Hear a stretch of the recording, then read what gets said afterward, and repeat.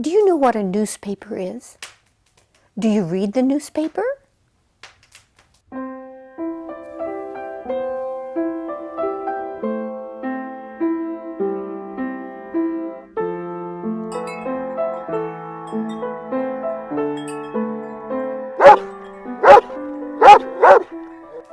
Hi kids, this is Auntie Mila. Yes, it's so nice to be with you. This story is amazing and it's kind of long, but our verse goes right along with it. Psalm 31, verse 23, and it says, "The Lord preserveth the faithful." Do you know what preserveth means? It means keep, protects, if we're faithful to Him. Well, this story happened a long time ago in a big city. Freddie lived with his daddy. He loved his daddy, and his daddy loved him. He didn't have a mommy. They lived in an apartment building way, way, way, way up high on almost the top floor in a tiny little apartment. And it was kind of sad because his daddy went to work every day and Freddie had nothing to do. Freddie had to take care of himself. He had nothing to do. He didn't have a TV. He didn't have a cell phone. He didn't have an iPad. He didn't have a computer because this was a long time ago. They hadn't invented those things yet. And so he just had a few toys and he just had to take care of himself. When he was hungry, he went to the kitchen, opened the refrigerator, look in and get something for himself to eat. He'd wait all day for his daddy to come home. And when his daddy came home in the evening, he was so excited to see his daddy. He would listen. He knew what time his daddy would come home. He would listen. He'd open the door and listen. And sure enough, about 5:30, he'd hear steps coming up all these steps. Walking. And he knew it was Daddy. He'd go looking over. Says, "Daddy!" And his daddy looked up and said, "Freddie!" And he would run up the steps. He was always so happy to see his little son. And Freddie was thrilled to see his daddy. Then they would spend the evening together. Daddy would make some supper for both of them. And then in the evening, do you know what Daddy would do? He would say, "Come, Freddie, I have some stories I want to read." Oh, that was Freddie's favorite time of day.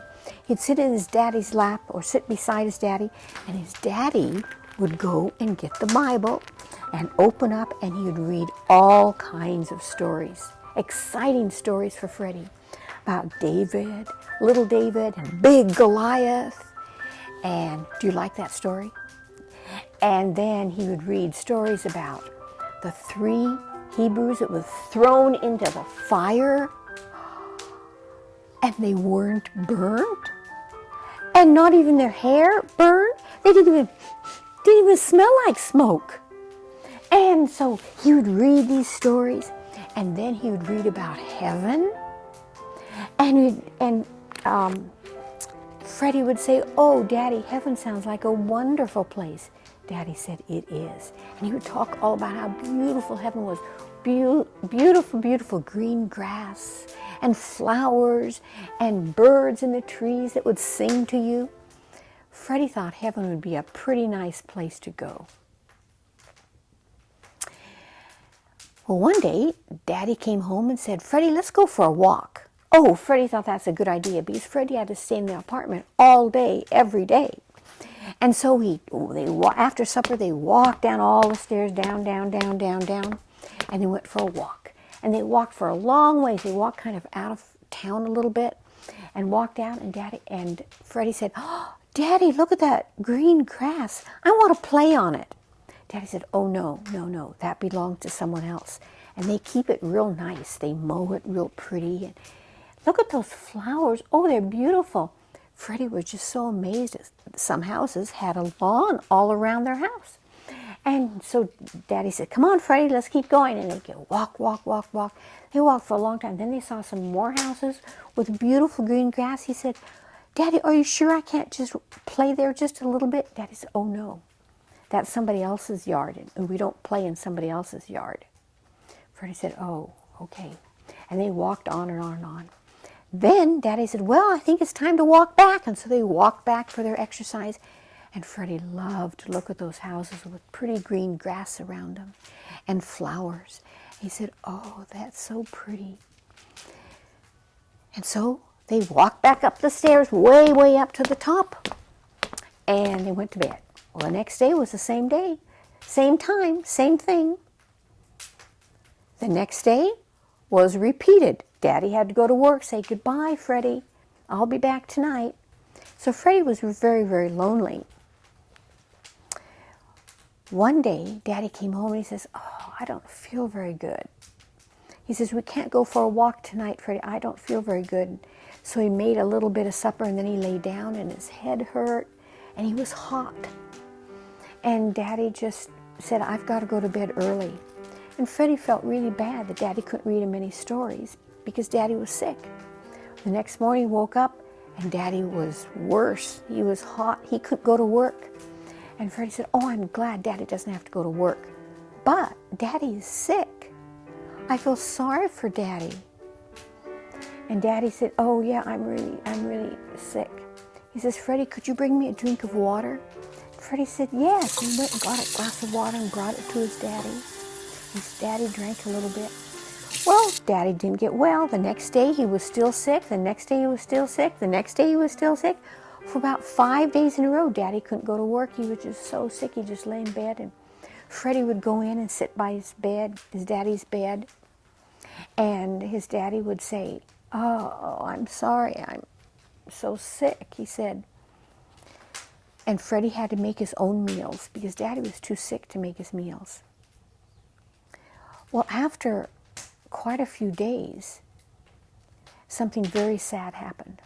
Daddy died, and Freddie was all alone. And Freddie thought, now what am I going to do? He says, well, at least I have my house here. I can stay here. But no, because Freddie didn't have money to pay the rent because Daddy was gone now, and Daddy always paid the rent, and now Freddie had no money. And so Freddie had to pack up his little things, just a few little clothes in a bag, and he had to walk away because the people that owned the apartment said, you have to leave. If you can't pay the rent, you have to leave. So Freddie walked out onto the streets, and he looked this way and that way. He says, what shall I do? He says, I know.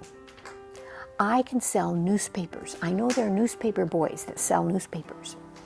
And so he went and he got a whole bunch of newspapers, bought a whole bunch of newspapers.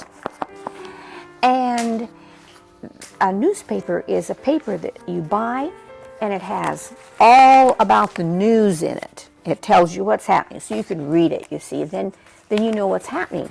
And years ago, newspapers were very important because that's how you found out what was happening. If there was an election or this or that, all the news was in the paper. You could not go online and read the news or watch TV and read the news. No, newspaper was it. So there were little boys that liked to sell them. They say, newspaper, news, newspaper, buy a newspaper. People come by, give them a few cents, and they'd give them a newspaper and walk on. And so the businessmen would kind of read the newspaper as they walked to their office or as they came home from school. So he'd say, newspaper, newspaper.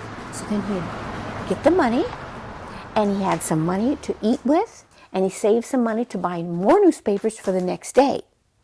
And that's how he made his living. And so he would say, news, come get the news. Newspaper. And people would buy. And this went on day after day. Well, he found between two buildings there was just a little inlet-like, and he thought, oh, maybe I can put my stuff here. Maybe I can sleep here. So he slept kind of off the street just a little bit, and that was his house. Can you imagine? That's very sad. And so he would sell newspapers. That was his job. One day there was this little dog that came up, and it was kind of whimpering and cold. And came up to him and he said, oh, you're a sweet little dog. And the dog just sat right beside him. The dog didn't have a home. The dog was a little orphan too. And the dog cuddled up to him, and you know what? They bonded. They loved each other. He said, oh, you can be my little dog. And so when he would go at the end of the day to buy some food, he would eat some, and he would give some to his little dog. And he named his little dog Nip. Nip. Here, Nip, And the dog ate it. Oh, the dog thought that was delicious. And so he would eat some food and he would give the dog some. And then the next day he would sell newspapers, and the little dog stayed right beside him. He became best friends. And so Freddie would be hungry and he'd be walking by, newspaper. Oh, I smell pizza. Oh, that smells so good. So he'd go into the store because he had a little money. He'd say, I want a piece of pizza, please. So he'd buy a big piece of pizza and he'd eat it. Then he'd look down at Nip. He says, you're hungry, aren't you? So he'd tear off a piece of pizza and give it to Nip. And Nip would, So he'd eat some pizza and he'd tear off and give Nip a piece. That's how he and Nip got along. We're best friends. One day he was saying, newspaper, buy a newspaper.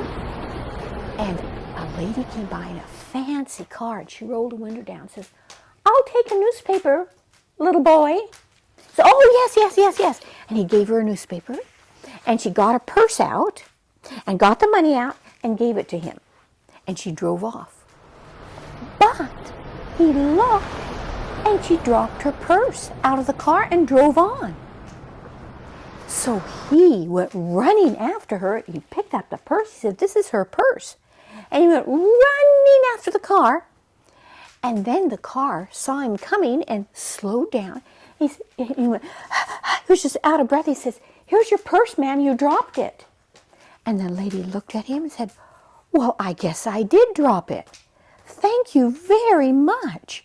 I appreciate that. And she took her purse. She said, goodbye. She went on.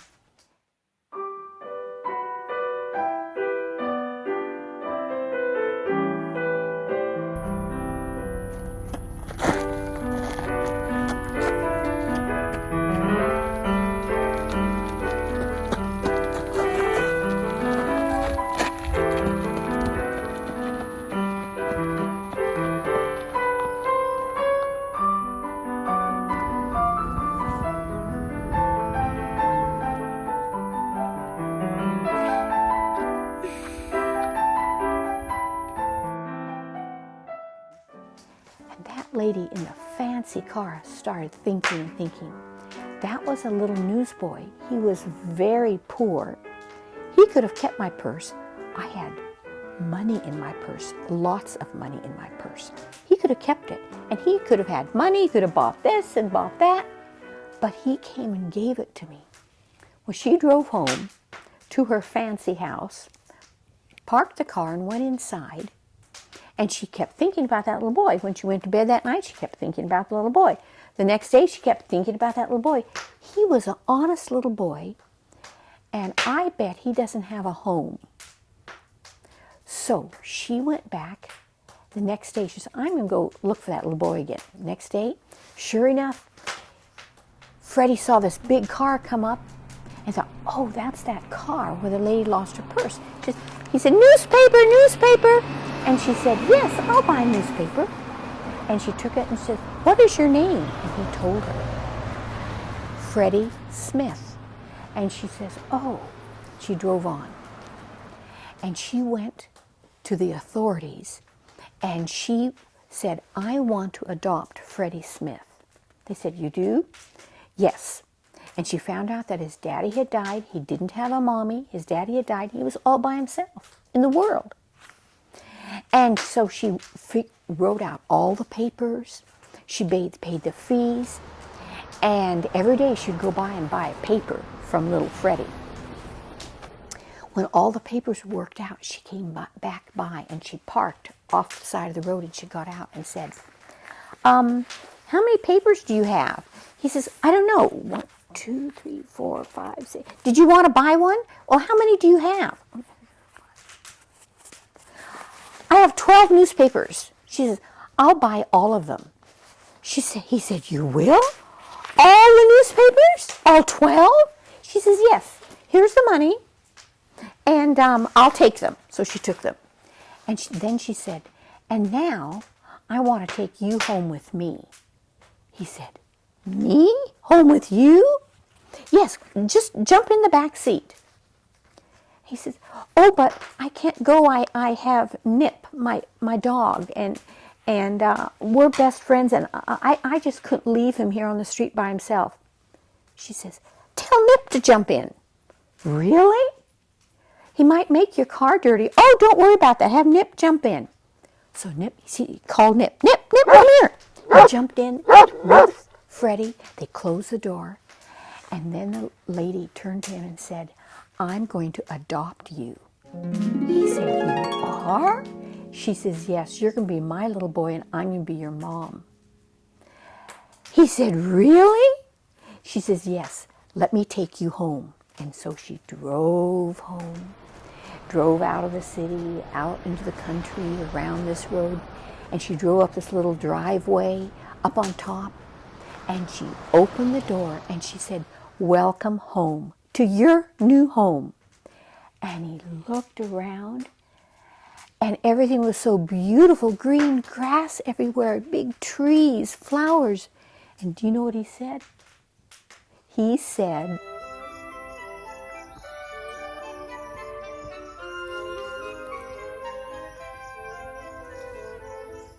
is this heaven?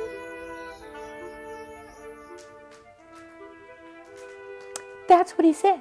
He said, is this heaven? He thought he had gotten to heaven. And then she says, look over here. And she showed him a Shetland pony tied right by a tree. She says, this is your Shetland pony. He was so thrilled. And then that evening she took him in to the house, showed him his bedroom.